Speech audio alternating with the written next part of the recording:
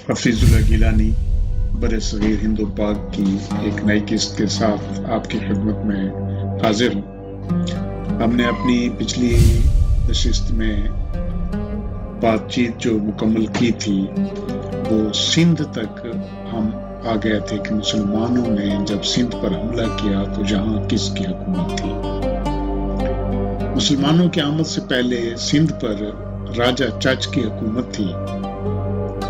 राजा चच बुनियादी तौर पर एक निहायत गरीब शख्स था। बरहमन खानदान से इसका ताल्लुक था। इसका वालिद सिलाज पंडित एक निहायत गरीब आदमी था, इसलिए ये सिंध के राजा सासी राय की दरबार में एक मामूली कारिंदे के तौर पर काम करता था। नौजवान निहायत बासलाहियत और खूबसूरत था। एक दिन राजा सासी राय की बीवी रानी सोबन देवी की इस पर नजर पड़ गई और उसने इसको पसंद कर लिया। उसकी सिफारिश से चच अब एक मामूली कारिंदे से राजा सासी राय का मुशीर खास मुकर्रर हो गया और इसका महल में बिला टोक आना जाना मामूल बन गया।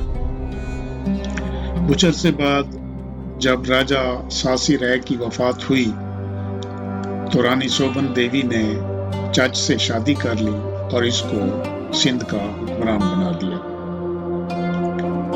इसके राजा सासी राय के एक रिश्तेदार राजा मेरठ ने इसकी अगरचे मुखालफत की और उसने हमला भी किया, लेकिन राजा चच ने उसको शिकस्त दे दी। अब ये राजा बन चुका था तो इसने उसको शिकस्त दे दी और वो शिकस्त खाकर पसपा होकर वहां से निकल भागा। इसके बाद राजा चच ने मजीद आगे बढ़ते हुए मुल्तान के राजा राव बजे पर हमला कर दिया।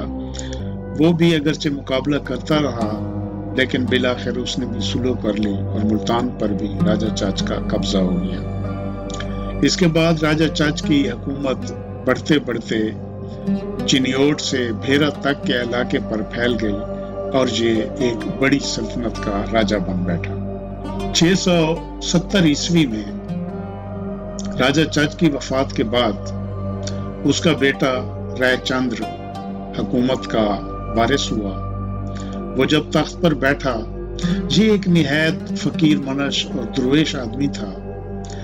इसने अपने बाप और अपने खानदान के मजहब को छोड़कर, हिंदू मजहब को छोड़कर बुद्ध मत का मजहब अख्तियार कर लिया। इसलिए इसने एक दफा फिर बुद्ध मत की तरवीज और तरक्की में नुमायां काम किया, जिससे एक दफा फिर उसमें नई रूह फूंक दी गई। राजा अगरचे निहायत अच्छे तरीके से हुकूमत कर रहा था, लेकिन इसके बावजूद भी चंद एक जगह पर बगावतें हुई। हंसा का मजहब रखने के बावजूद भी राजा रायचंद्र ने उनकी सरकोबी की और अपने मुल्क की सरहदों का पूरी तरह दिफा किया। 678 ईस्वी में राजा रायचंद्र के मरने के बाद उसका भतीजा राजा दाहिर तख्त का वारिस हुआ। राजा दाहिर इसने दोबारा बुद्ध मत के मजहब को छोड़कर, बल्कि ये था ही शुरू से हिंदू मत के पैरोकार थे, तो अब एक दफा फिर बुद्ध मत के मजहब की तरक्की और तरवीज रुक गई और ब्राह्मण मजहब की और हिंदू मत की एक दफा फिर उन्होंने तरवीज और तरक्की को मुल्क में राइज किया। ये वो दौर था जब इस्लामी सल्तनत पर वलीद बिन अब्दुल मलिक जैसा हुक्मरान विराजमान था, जिसे हम खलीफा वलीद बिन अब्दुल मलिक कहते हैं। ये बनु उमैया के खुलफा में से था और इसकी तरफ से इराक का वाली हिज्जाज बिन यूसुफ था, जो कूफा और बसरा की हुकूमत में उसके सपोर्ट थी और वो कभी कूफा और कभी बसरा में रिहाइश पजीर रहता। उन्हीं दिनों जबकि राजा दाहिर की सिंध पर हुकूमत थी, मुसलमानों के कुछ मुखालफीन, मुस्लिम रियासत के कुछ मुखालफीन और बागी वो हिंदुस्तान में दाखिल हुए और उनको राजा दाहिर ने पनाह दे दी। حجاج بن یوسف نے کئی خط لکھے کہ ہمارے باغی ہمیں واپس کر دیے جائیں، لیکن راجہ دیر نے اس پر کوئی توجہ نہ دی۔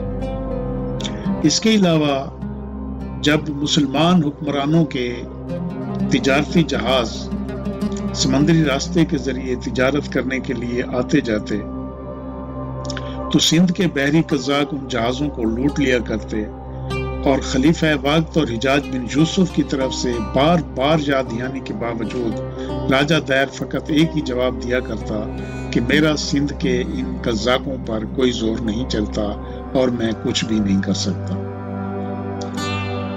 اس کے علاوہ سندھ پر مسلمانوں کے حملے کی ایک اور وجہ راجہ دہر کی مذہبی پالیسی بھی تھی۔ جس طرح میں نے پہلے عرض کیا ہے کہ بدھ مت کو اس نے بالکل ختم کرنے کی کوشش کی، اور بدھ مت کے لوگ بھی اپنی فریاد لے کر حجاج بن یوسف کے پاس پہنچے۔ ایک اور وجہ جو ہو سکتی ہے وہ یہ ہے کہ ولید بن عبد الملک کے زمانے میں جو مسلمانوں کی فتوحات کا دائرہ کار تھا وہ بہت وسیع ہو چکا تھا، اور اسلامی ریاست ایک بہت بڑی طاقت کے طور پر ابھر کر سامنے آئی تھی۔ چین، روس، افریقہ، اسپین، جہاں ولید بن عبد الملک کے موسیٰ بن نصیر اور طارق بن زیاد جیسے جرنیل فتوحات برابر حاصل کر رہے تھے، تو یہ بھی ایک وجہ بنی کہ ہندوستان اسلامی ریاست کی نظروں میں تھا کہ اس کو بھی فتح کیا جائے۔ اور ایک فوری وجہ جو بنی وہ یہ ہے کہ سراندیپ لنکا کے راجہ نے لنکا میں رہنے والے تاجروں جو وفات پا چکے تھے ان کے یتیم بچوں اور ان کی بیواؤں کو اور بے سہارا عورتیں جو تھیں ان کو ایک جہاز میں عرب روانہ کیا۔ یہ چونکہ تاجروں کے بچے اور بیویاں تھیں تو ان کا سامان تجارت بھی اس میں جہاز میں بھرا ہوا تھا۔ اس کے علاوہ سراندیپ کے راجہ نے خود خلیفہ وقت کے لیے نہایت بیش بہا قیمتی تحائف بھی اس جہاز میں خلیفہ کے لیے رکھ چھوڑے تھے۔ جب یہ جہاز سراندیپ سے روانہ ہو کر دیبل کے قریب سے گزرا تو ایک بار پھر دیبل کے قزاقوں نے اس جہاز کو لوٹ لیا۔ نہ صرف جہاز کا سامان لوٹا بلکہ جہاز میں سوار تمام خواتین، مرد، عورتوں اور بچوں کو بھی انہوں نے یرغمال بنا لیا۔ ان میں سے صرف ایک شخص کسی نہ کسی طریقے سے اپنی جان بچا کر بچ نکلا، اور وہ شدید سفر کی دشوار گزار راتیں اور دن گزارتا ہوا کسی طریقے سے حجاج بن یوسف کے دربار تک جا پہنچا۔ حجاج بن یوسف کے دربار میں جا کر اس نے جہاز لوٹنے کا واقعہ نہایت درد انگیز طور پر بیان کیا، اور ساتھ ہی اس نے حجاج بن یوسف سے کہا کہ جب ہندو مسلمان عورتوں کو پکڑ رہے تھے اور لوٹ رہے تھے تو ایک لڑکی چلا چلا کر کہہ رہی تھی کہ اغثنی یا حجاج، یا حجاج اغثنی، یعنی اے حجاج ہماری مدد کو پہنچ۔ کہتے ہیں کہ یہ سنتے ہی حجاج بن یوسف تخت سے کھڑا ہوا اور ادھر ہی چلا چلا کر کہنے لگا لبیک یا اختی، لبیک یا اختی، اے میری بچی میں حاضر ہوں، اے میری بچی میں حاضر ہوں۔ یہ چونکہ بہت جذباتی ہو گیا تھا تو اس نے اسی وقت حکم دیا کہ فوراً محمد بن قاسم کو حاضر کیا جائے۔ محمد بن قاسم اس وقت فارس میں تھا۔ جب محمد بن قاسم جو کہ اس کا بھتیجا بھی تھا اور داماد بھی تھا، 17 سال کا ایک نہایت بہادر نوجوان تھا، حجاج بن یوسف نے محمد بن قاسم کو ایک بھاری لشکر دے کر دیبل پر حملے کے لیے روانہ کر دیا، اور ساتھ ہی اس کی امداد کے لیے باقی ساز و سامان سمندر کے راستے بھی دیبل کی طرف روانہ کر دیا۔ محمد بن قاسم حجاج بن یوسف سے روانہ ہو کر مکران کے راستے سے دیبل پہنچا۔ اس اثناء میں حجاج بن یوسف نے جو سامان جہازوں میں دیبل کے لیے روانہ کیا تھا وہ بھی پہنچ گیا، اس لیے دیبل کا محاصرہ کر لیا گیا۔ یہ محاصرہ بہت دنوں تک جاری رہا، शहर के अंदर एक मंदिर था जिस पर एक सुर्ख रंग का झंडा लहरा रहा था, और मशहूर ये था कि इस झंडे के ऊपर एक जादू किया हुआ तावीज बांधा हुआ है, और हिंदुओं का अकीदा है कि इस जादू की वजह से कोई भी इस शहर को फतह नहीं कर सकता।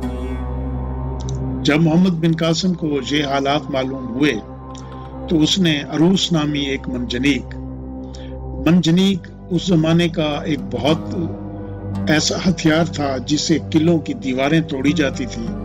इसमें पत्थर डालकर फेंके जाते थे जो जाकर दीवारों में लगते और दीवारों में शगाफ पड़ जाते थे। हर एक मंजनीक पर 500 आदमी काम करते थे। अरूस नामी सबसे बड़ी इनकी मंजनीक थी। मोहम्मद बिन कासिम ने अरूस के जरिए उस मंदिर को निशाना बनाने के अहकामात जारी किए, और बिल आखिर इस मंजनीक ने ऐसे पत्थर फेंके कि न सिर्फ वो मंदिर मस्मार हो गया बल्कि वो जो झंडा बुलंद हुआ था वो भी नीचे गिर गया। झंडे का गिरना था कि तवाहम परस्त हिंदू भाग खड़े हुए और उन्होंने कहा कि अब हमें बचाने वाला कोई नहीं, इसलिए इस तरह वो दीबल मोहम्मद बिन कासिम ने फतह कर लिया। ये सिंध में मुसलमानों की पहली फतह थी। दीबल के बाद मोहम्मद बिन कासिम नेरून और सेवन की तरफ बढ़े। यहाँ के जो राजा थे वो बुद्ध मत के मानने वाले थे। उन्होंने खुद ही मोहम्मद बिन कासिम से सुलह कर ली और उन्होंने कहा कि हम जंग व जिदाल नहीं चाहते। इस तरह बगैर लड़े ये शहर, अगरचे मुहासरा इनका जारी रहा, लेकिन ये भी मोहम्मद बिन कासिम के कब्जे में आ गए। इसके बाद मोहम्मद बिन कासिम मजीद आगे बढ़ा। इस दौरान राजा दाहिर को ये तो इल्म था कि मोहम्मद बिन कासिम सिंध पर हमला आवर हो चुका है, लेकिन वो ये समझता था कि शायद ये भी साबका मुसलमानों की तरह, जैसा कि हजरत उमर रजी अल्लाह ताला अन्हु के दौर में पहली बार मुसलमानों ने हिंद पर हमला किया था, वो बलूचिस्तान और सिंध के चंद सरहदी शहरों तक पहुंचे थे और कोई अपनी हुकूमत कायम किए बगैर वापस चले गए थे। तो राजा दाहिर का ख्याल था कि शायद इस दफा भी मुसलमान चंद सरहदी शहरों को फतह करने के बाद वापस चले जाएंगे, इसलिए वो पहले निहायत सुकून से बैठा रहा। और एक और बात भी थी, वो ये समझता था कि शायद दरियाए सिंध को अबूर करके मुसलमानों का लश्कर कभी भी उस पर हमला आवर नहीं होगा। लेकिन उसकी हैरत की इंतहा न रही जब मुसलमानों का लश्कर दरियाए सिंध को अबूर करके उसके राजधानी तक पहुंच गया। अब 40,000 का लश्कर जर्रार लेकर राजा दाहिर शहर से बाहर निकला और दरियाए सिंध के किनारे खैमाजन हो गया। मोहम्मद बिन कासिम के पास उस वक्त 15,000 का लश्कर था। राजा दाहिर खुद एक हाथी में सवार था, इसके साथ ही इसकी खवातीन भी सवार थी। लश्कर में नाचने गाने वाली खवातीन भी थी। इसका लश्कर निहायत जान तोड़ कर लड़ा, लेकिन मुसलमानों के तीर अंदाजों ने निहायत मशाकी से तीर अंदाजी की और उन्होंने तीरों के सरों पर आग लगाकर जब तीर चलाए तो इससे न सिर्फ हाथी बितक गए बल्कि राजा दाहिर का जो होदज था हाथी का, उसके पर्दों में आग लग गई। जब उसको आग लगी तो हाथी और ज्यादा परेशानी के आलम में भागे। राजा दाहिर का हाथी दरिया सिंध की दलदल में जा घुसा। ये देखकर राजा दाहिर ने उसे छलांग लगाई और वो एक घोड़े पर सवार होकर लड़ाई में हिस्सा लेने लगा। जब हिंदुओं ने राजा दाहिर के हाथी को देखा कि उसका होदज खाली है तो उन्होंने ये समझा कि शायद राजा दाहिर मारा जा चुका है, इसलिए उन्होंने हथियार डालना शुरू कर दिया और वो भागना शुरू हो गए। राजा दाहिर खुद निहायत जवां मर्दी और बहादुरी से लड़ता हुआ मारा गया। इसके बाद मुसलमान हमला आवरों ने भागने वालों का पीछा किया।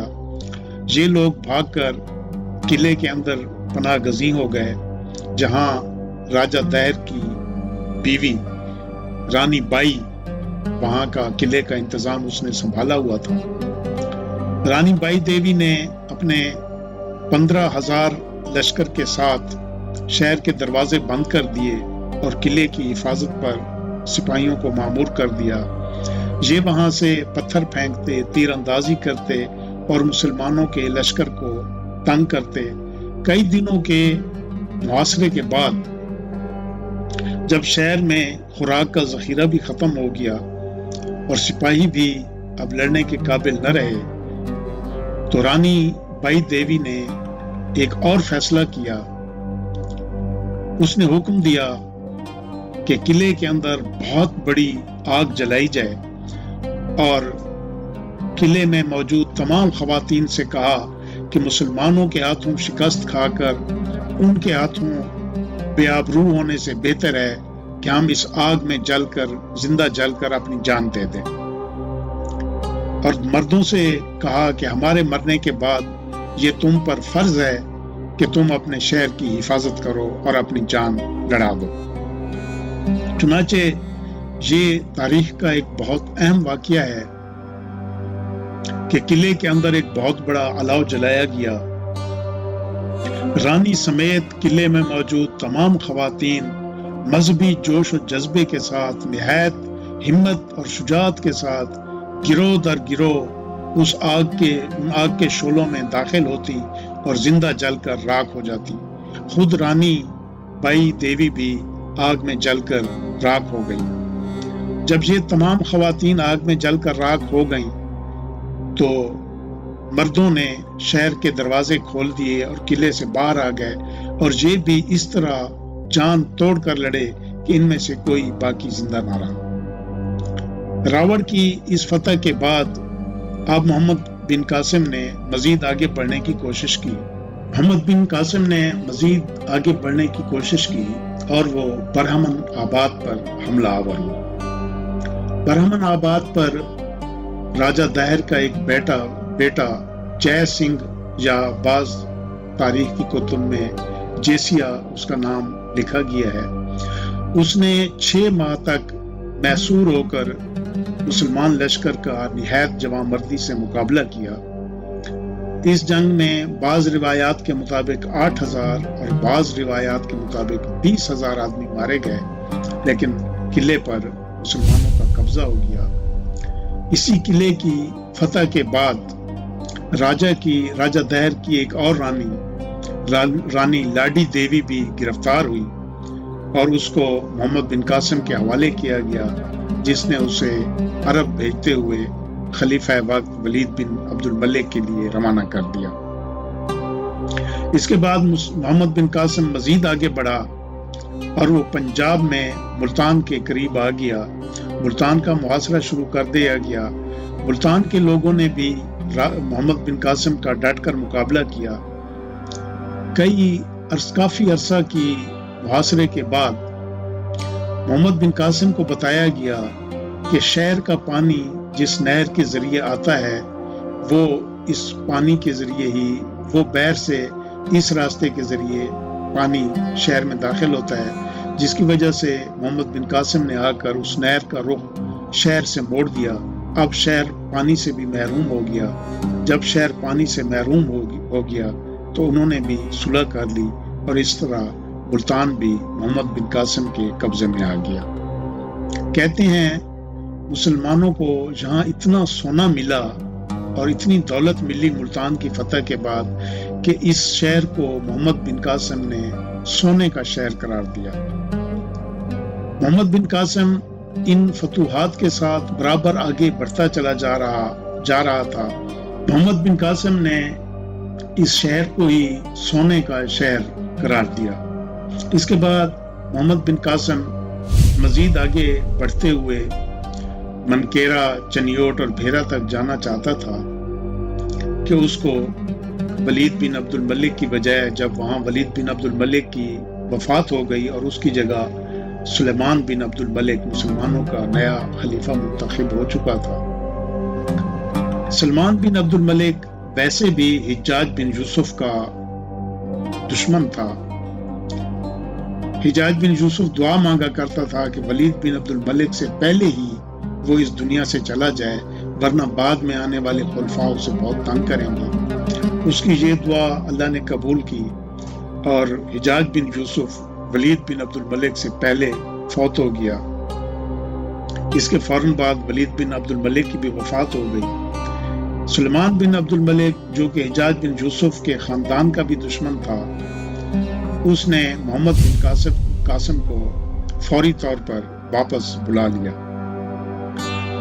کچھ مورخین کہتے ہیں کہ اس فیصلے میں یزید بن مولب کا بھی بہت ہاتھ تھا، کیونکہ وہ بھی حجاج بن یوسف کے خاندان کا دشمن تھا اور اس نے خلیفۃ المسلمین سلیمان بن عبد الملک کے کان بھرے اور محمد بن قاسم کو فتوحات روکتے ہوئے واپس بھیجنے کا کہا۔ یہاں محمد بن قاسم کے ساتھ جو کچھ ہوا وہ ایک علیحدہ بات ہے، لیکن کچھ مورخین نے اس واقعے کو ایک اور طریقے سے بھی بیان کیا ہے۔ وہ کہتے ہیں کہ راجہ دیر کی 2 بیٹیاں سوریا دیوی اور پومل دیوی یہ بھی گرفتار ہو کر جب محمد بن قاسم کے سامنے لائی گئیں تو محمد بن قاسم نے ان دونوں شہزادیوں کو بھی خلیفہ وقت کے لیے عرب روانہ کر دیا۔ جب یہ لونڈیاں سلیمان بن عبد الملک کے پاس بھیجی گئیں تو انہوں نے سلیمان بن عبد الملک کو بیان دیا کہ ہمیں یہاں بھیجنے سے پہلے محمد بن قاسم نے خود بے آبرو کیا ہے۔ یہ سن کر سلیمان بن عبد الملک نہایت غصے میں آ گئے اور اس نے احکامات جاری کیے کہ محمد بن قاسم کو گائے کے چمڑے میں سی کر میرے پاس بھیجا جائے۔ یہ احکامات جب سندھ میں پہنچے تو محمد بن قاسم نے بغیر کسی ہیل و حجت کے، بغیر کسی چون چرا کے اپنے آپ کو حوالے کر دیا اور اس کو گائے کے چمڑے میں سی کر خلیفہ وقت کے سامنے پیش کیا گیا۔ ظاہر بات ہے جب ایک آدمی کو مشرق کے اندر سی دیا جائے اور کئی دنوں کے فاصلے پر جب وہ پہنچے گا تو اس کی تو وفات ہو چکی ہوگی۔ کہتے ہیں محمد بن قاسم کی راستے میں ہی وفات ہو چکی تھی۔ جب اس کو کھولا گیا مشرق کو تو اندر سے مردہ محمد بن قاسم نمودار ہوئے۔